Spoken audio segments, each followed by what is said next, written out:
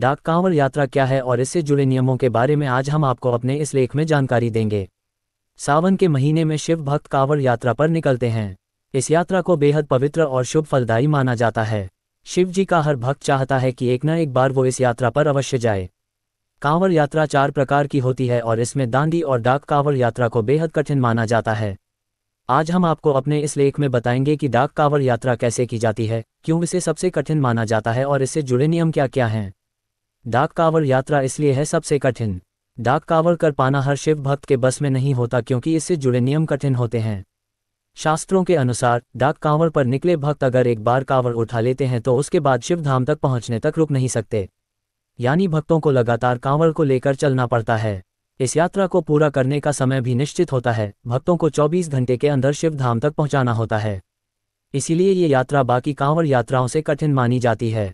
ज़्यादातर इस यात्रा को पूरा करने के लिए भक्तों की एक टोली बनती है, जिसमें वाहन का सहारा भी लिया जाता है, यानी एक कांवड़िया कांवड़ को लेकर पैदल दौड़ता है और बाकी के साथी वाहन में होते हैं। जब एक थक जाता है तो दूसरा कांवड़िया कंधे में कांवड़ को लेकर दौड़ता है।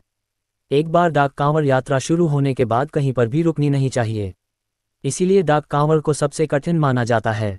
कांवड़ यात्रा के नियम। कांवड़ यात्रा करने वालों को यात्रा से पूर्व ही सात्विक जीवन जीना चाहिए। यात्रा शुरू होने से कुछ हफ्ते पहले से ही तामसिक भोजन का त्याग कर देना चाहिए। यात्रा के दौरान शराब, सिगरेट, तंबाकू आदि का सेवन करना भी वर्जित होता है।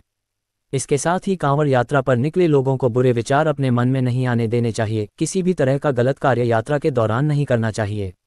जो लोग नियमों का पालन करते हुए कांवड़ यात्रा संपन्न करते हैं, उनकी सभी मनोकामनाओं को भगवान शिव पूरा करते हैं। 4 तरह की कांवड़ यात्रा। सामान्य कांवड़ यात्रा। इस यात्रा को आसानी से आप पूरा कर सकते हैं। यात्रा के दौरान कहीं पर भी विश्राम आप कर सकते हैं।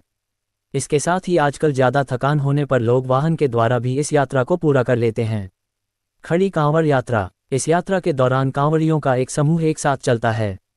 इस यात्रा में कांवड़ को नीचे नहीं रखा जाता, इसलिए जब एक कांवड़िया थक जाता है तो दूसरा कंधे पर रखकर यात्रा शुरू करता है। इसी वजह से इस यात्रा को खड़ी कांवड़ यात्रा कहा जाता है। दांडी कांवड़ यात्रा। इसको दंड या प्रणाम कांवड़ यात्रा के नाम से जाना जाता है। इस यात्रा को भी थोड़ा कठिन माना जाता है। इस यात्रा के दौरान भक्त गंगा घाट जल लेकर शिव मंदिर तक दंडवत प्रणाम करते हुए आते हैं। ये यात्रा कई बार 1 महीने लंबी भी चल जाती है, क्योंकि बीच में यात्री विश्राम भी करते हैं।